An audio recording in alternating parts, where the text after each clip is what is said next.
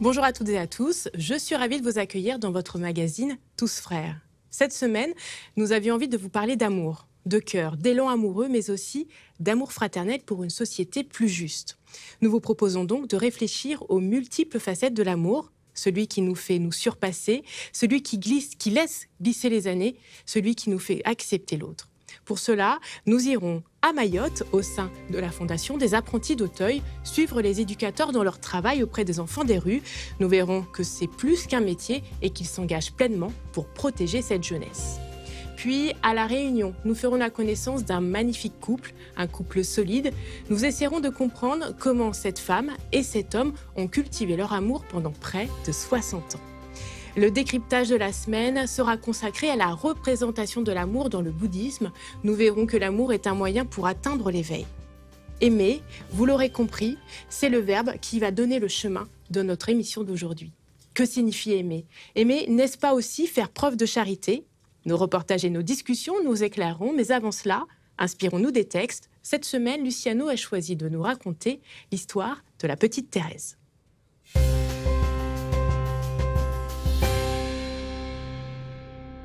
Aimer, comme l'a fait Marie-Françoise Thérèse Martin.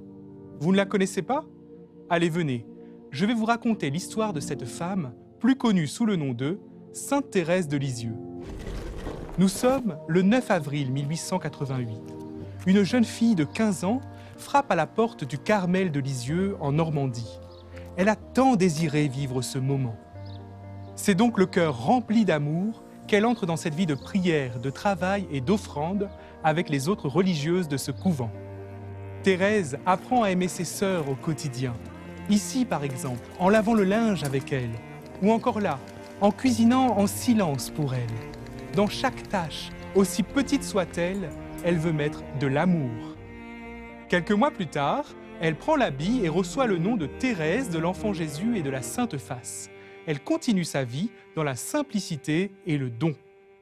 Mais elle doit faire face à des épreuves, comme la mort de son père et parfois une sensation d'éloignement du bon Dieu. Un jour, sa supérieure lui demande d'écrire ses souvenirs d'enfance. Alors, le soir tombé, dans sa chambre, elle écrit. Elle met enfin des mots sur l'amour brûlant qui habite son cœur. Ma vocation, c'est l'amour. Et dans le cœur de l'Église, ma mère, je serai l'amour. Et pour vivre cela, Thérèse ne va rien faire d'extraordinaire. Elle emprunte la petite voie de la confiance et de l'abandon. En quelques mots, elle se laisse aimer par Dieu. Le temps passe et voilà que la jeune Thérèse tombe gravement malade. Un soir de l'année 1897, alors qu'elle n'a que 24 ans, nous la retrouvons ici, dans son lit, mourante. Les yeux levés vers le ciel, elle prononce ces dernières paroles. « Je sens que ma mission va bientôt commencer. Ma mission de faire aimer le bon Dieu comme je l'aime. Je veux passer mon ciel à faire du bien sur la terre. » Ainsi, la petite Thérèse est celle qui nous a montré la voie de l'amour. Elle a aimé le bon Dieu dans toutes les petites actions du quotidien et elle nous appelle à nous laisser consumer par cet amour. Tous ces petits actes d'amour gratuits qu'elle a posés portent encore du fruit. Et c'est bien pour cela qu'on en parle encore aujourd'hui. Bonjour Aurélie. Bonjour Nora. Alors, pour illustrer le verbe aimer, vous avez souhaité nous emmener à Mayotte. Exactement, on est allé donc à Kawani, regardez. La Fondation est présente à Mayotte depuis 2008. Elle accompagne des jeunes de 11 à 25 ans qui sont dans des situations de pauvreté et d'exclusion sociale. Je vous ai choisi plusieurs photos. Regardez, ici, on voit que les enfants sont quand même très jeunes. Bien souvent, ce sont des mineurs étrangers isolés qui vivent dans la rue et n'ont d'autres familles finalement que les bénévoles de l'association. Pour ces jeunes, quel est le dispositif de soutien ? Enfin, les dispositifs, j'imagine qu'il y en a plusieurs. Évidemment. Alors, il y en a plusieurs, en effet. Moi, j'ai choisi de vous montrer celui-là, mais on va en voir d'autres. Ici, il s'agit d'une street session. L'idée est de créer une cohésion, une solidarité entre ces enfants et avec les bénévoles. On leur propose aussi, évidemment, des lieux d'accueil, des lieux de formation. Finalement, pour ces enfants, l'amour et le soutien des bénévoles sont précieux, voire nécessaires. On regarde le reportage de Renate Alilouafa, Noam Youssouf et Chafian Madi.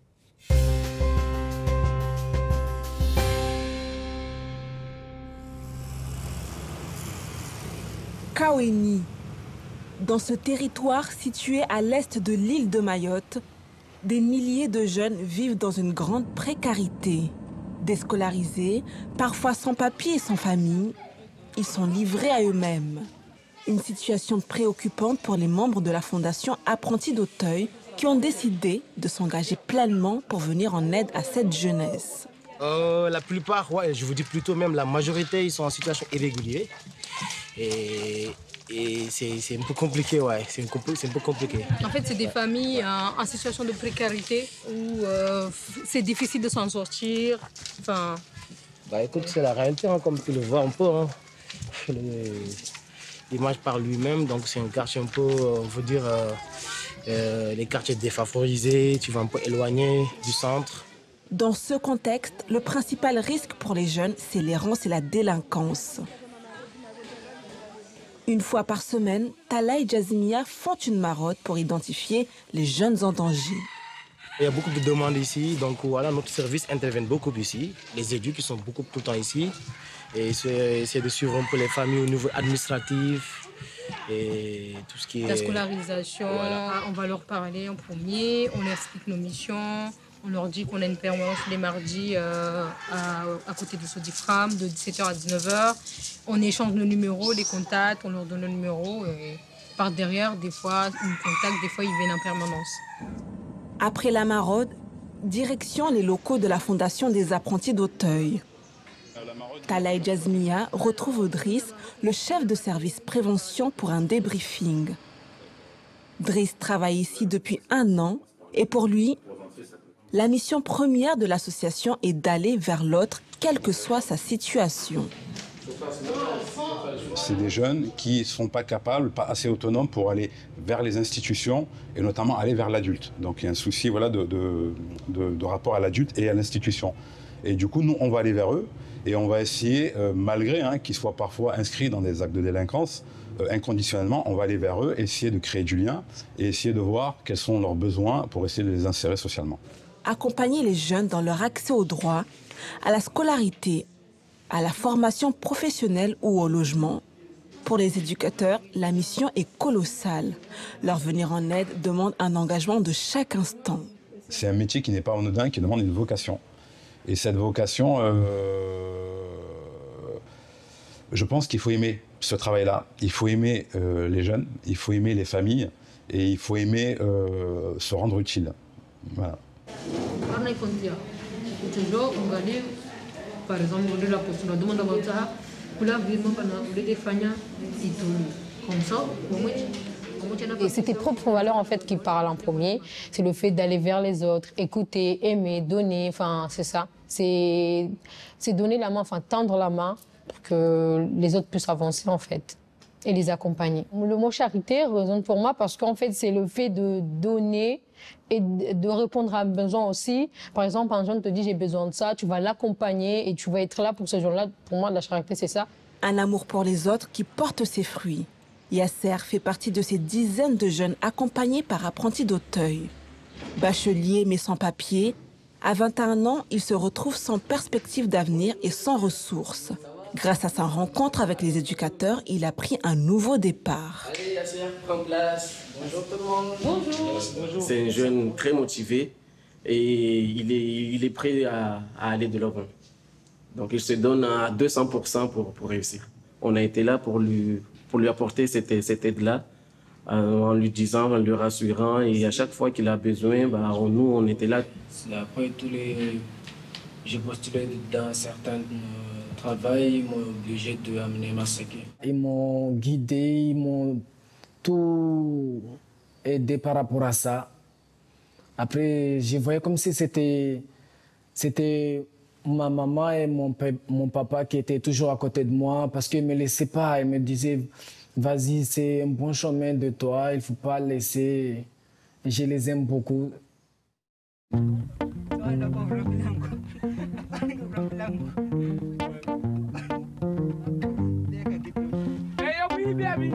Bakamu liggéey waaw waaw waay bakamu daan dooleem sàccul fenu lay waxul wax ju ñaawee mu liggéey bakka mu liggéey bakka mu liggéey bakka mu liggéey bakka mu root yóbbul njabootam lu ñu dundee lu ñu dundee. Chaque semaine, sur ce terrain de foot, Talla va à la rencontre des jeunes dans le quartier. Cette fois-ci, grâce à la musique et au sport, il tente de leur transmettre certaines valeurs. Les valeurs, on le voit, c'est l'être humain, c'est l'humanité, c'est la paix, c'est l'amour, c'est ce qu'on essaie d'envoyer, c'est ces valeurs-là, la paix, l'amour et la solidarité. Ouais, ça demande de l'amour parce que des fois, il y a des moments, c'est compliqué, il y a des obstacles, c'est dur et tout ça. Et il faut avoir de l'amour pour pouvoir tenir, pour pouvoir surmonter tout ça. Donc, je pense que quand on a l'amour, ça nous oblige à encore pousser plus loin, encore, ouais, pour garder encore le sourire. Ouais. Je suis ami Jibiao. Moi, j'ai bon. No. Novungudzana nyingi kwa komor galeri amba ole amba nafanya shangina sparans fanya zangina kwa amba sto interesso kwa ilamba lao etu dans le truc de voyou quoi. Les jeunes comme Sharaf sont une source de motivation pour les éducateurs de la Fondation Apprentis d'Auteuil. Chaque jour, ils s'engagent par amour pour cette jeunesse perdue qui a besoin d'un soutien pour s'en sortir. Ça, c'est pas mes bails, quoi. C'est pour ça, quoi. C'est la musique. C'est pas ce délire-là. Arrête de faire trop le mec, quoi. Allez, on y va. Fais trop le mec, quoi. Arrête de faire ta star, là. Bien mieux, dans la rue, what's vendaro nercoulé. Aïe, aïe, aïe, aïe. Nasi qui lâche que ça pense.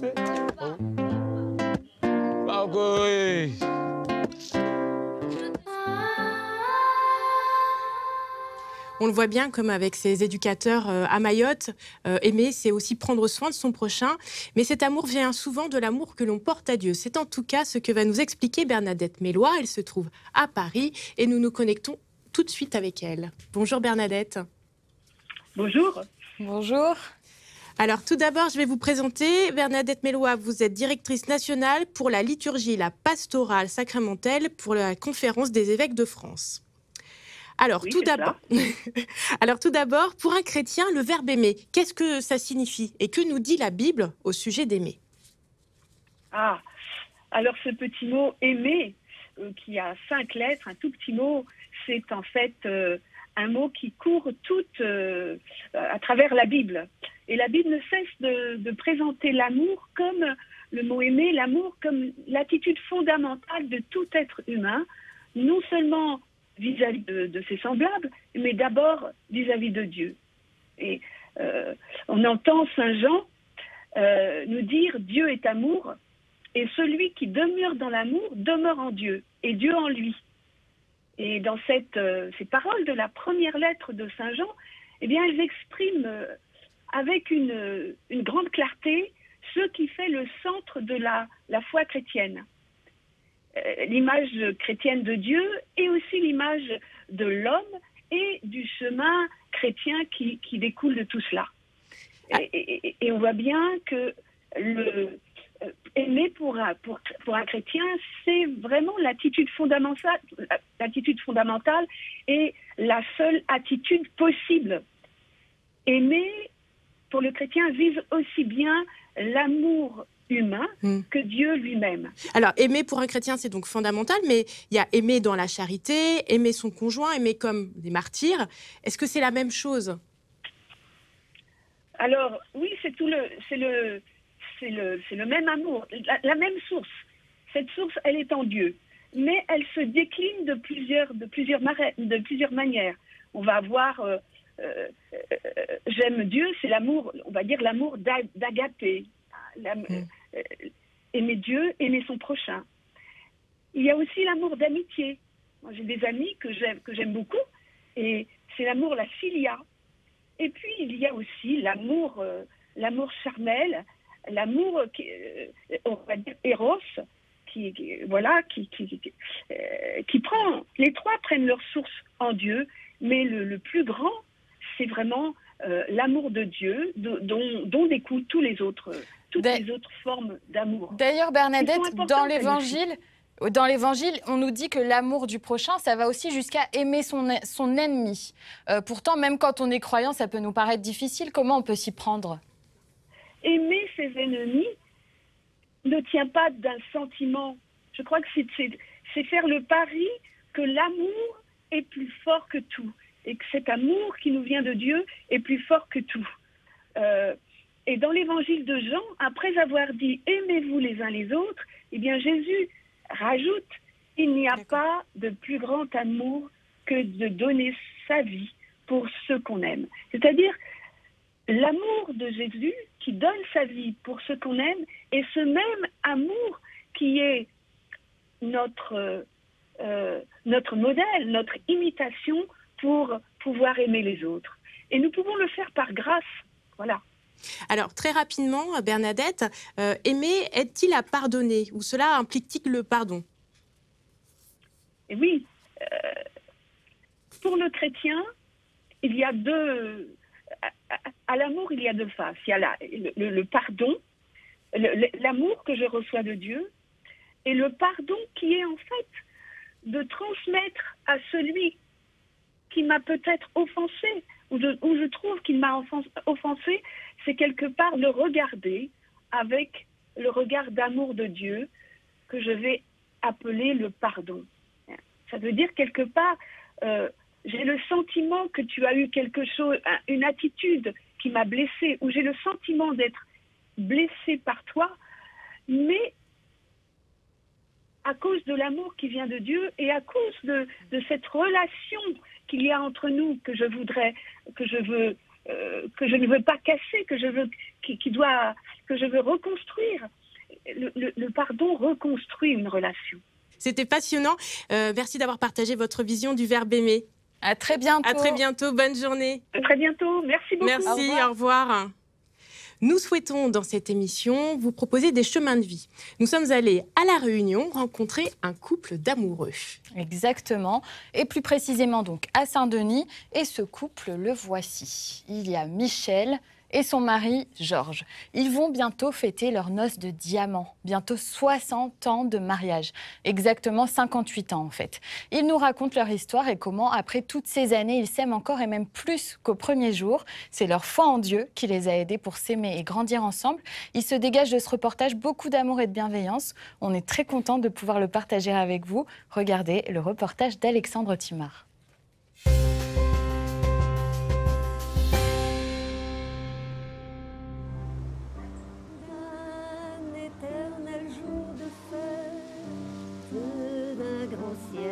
Que je voudrais voir.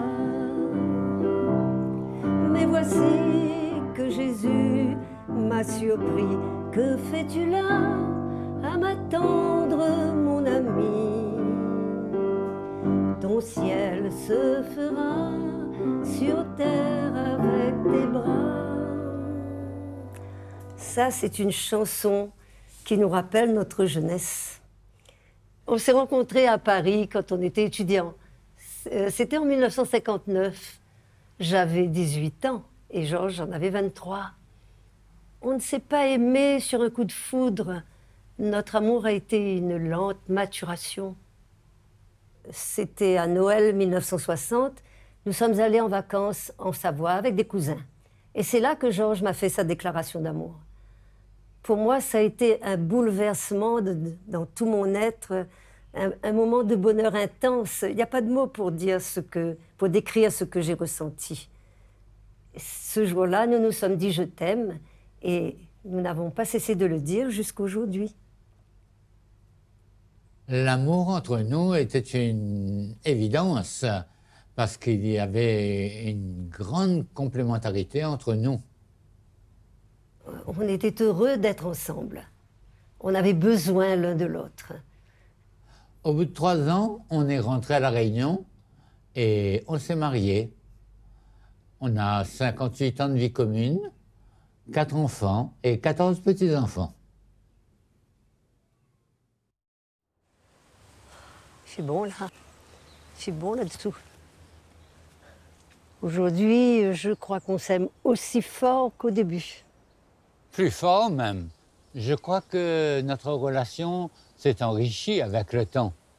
Il n'y a pas d'usure. Mais je ne crois pas que nous soyons une exception. Il y a beaucoup de couples comme nous, mais chacun vit l'amour à sa façon. Je dirais la fidélité, qui est une condition fondamentale. Être à l'écoute de l'autre, être dans le dialogue, faire attention à ne pas blesser l'autre, avoir du respect, avoir une grande confiance l'un dans l'autre. Aimer, c'est finalement se donner totalement à l'autre. Et je pense qu'il nous faut essayer d'aimer l'autre tel qu'il est. Tout au long de la vie, on évolue physiquement, spirituellement, intellectuellement, et il faut s'adapter à l'autre. Cette recherche continuelle de l'unité préserve notre amour de la routine. Je dirais que c'est la foi qui nous soude. On essaie de vivre vraiment le sacrement de mariage. La confiance en Dieu nous aide à surmonter les épreuves. Et pour nous, la prière est très importante. Elle nous fait remonter à la source de notre amour, qui est Dieu. Et l'attention aux autres aussi enrichit notre amour. On boit la santé de papy et mamie? Oui. Allez. On lève le verre? Jean. On a déjà la grâce de vieillir ensemble. On aimerait fêter nos 60 ans de mariage, entourés de nos enfants et de nos petits-enfants, si Dieu nous prête vie. J'ai toujours reçu de l'amour de mes parents, enfants comme aujourd'hui adultes, et ça m'a apporté de la stabilité, voilà, de la sérénité. Ça m'a rendu heureux. Et aujourd'hui, je le suis toujours, et cet amour, je veux le transmettre naturellement à mes enfants. Voilà, cette façon d'aimer bienveillante. Aurélie, ce portrait vous a particulièrement touchée. Oui, ben c'est sûr. C'est mon ancienne directrice d'école, en fait, Michel, que j'appelais Madame Paillassard. Donc voilà, la bienveillance que je retrouve dans ce sujet, je l'ai toujours connue d'elle, en fait. C'est maintenant le moment de notre décryptage et cette fois, nous explorons le verbe aimer dans le bouddhisme. Exactement. On a choisi de vous parler du verbe aimer dans le bouddhisme parce qu'il y a beaucoup de communautés asiatiques en Outre-mer. Il y a les Mongs en Guyane, il y a les Chinois de la Réunion. Et puis, je vous ai pris quelques photos, en tout cas une du centre bouddhiste de Terre Sainte dans le sud de l'île. Vous voyez, c'est très beau. Dans le bouddhisme, l'amour, en fait, est un moyen fondamental pour atteindre l'harmonie totale, ce qu'ils appellent l'esprit d'éveil. Et on le désigne par le terme de karuna. Ici, c'est écrit en sanskrit. C'est le terme qui se rapproche le plus de l'amour. On le traduit par la compassion. Mais attention, c'est la compassion active, Nora. Par exemple, si vous vous mettez dans une situation de danger et puis qu'il vous arrive quelque chose de mal, je ne peux pas me contenter de dire « pauvre Nora ». Parce que là, ce n'est pas de l'amour au sens bouddhiste. J'aurais dû, en fait, vous empêcher de vous mettre dans cette situation de danger. Donc, c'est votre responsabilité. Complètement. Est-ce que chez les bouddhistes, le verbe aimer demande plus d'exigence?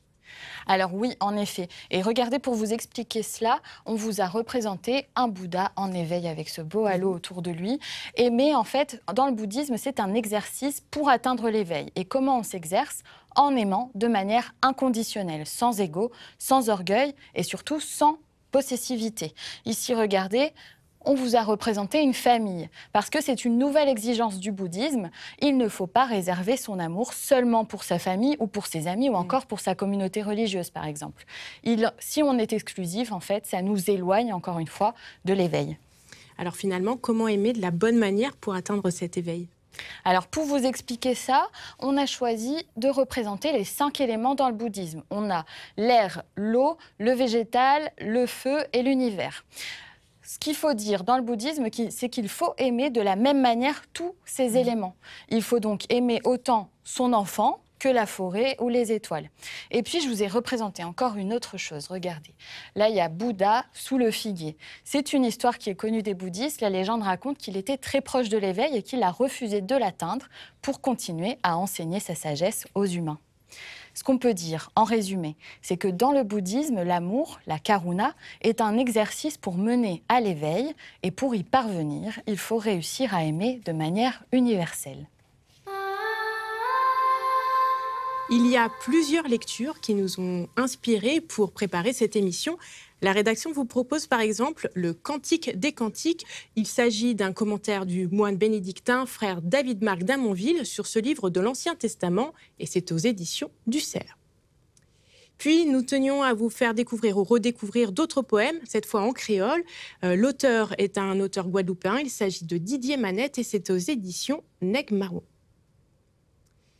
Et pour ceux qui veulent en savoir plus sur la Trinité Mystère d'amour, voici le livre de Jacques Fournier. Il est diacre pour le diocèse de La Réunion aux éditions Domini Presse. N'hésitez pas à nous parler, vous aussi, de vos histoires inspirantes, à nous dire ce que vous avez pensé de cette émission. On vous attend sur nos réseaux sociaux et sur notre site internet tousfrères.tv.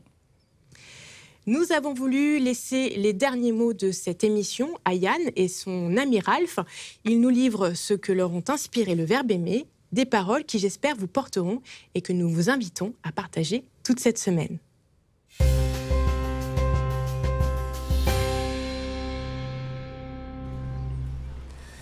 Aimer, c'est tout un programme. Est-ce que tu penses que ce mot a toujours le même sens aujourd'hui? Ah, tu sais, c'est tellement difficile à dire. On peut aimer tellement de choses en fait aujourd'hui. C'est vrai. Et on peut aussi aimer tellement de personnes. Et là, c'est tout l'enjeu de l'amour, parce que on peut aussi blesser. Et c'est pourquoi je pense que aimer, en fait, ça demande aussi de réfléchir, de ne pas rester que sur les émotions. Ouais, je crois que pour aimer, il faut prendre du recul et faire un examen de conscience.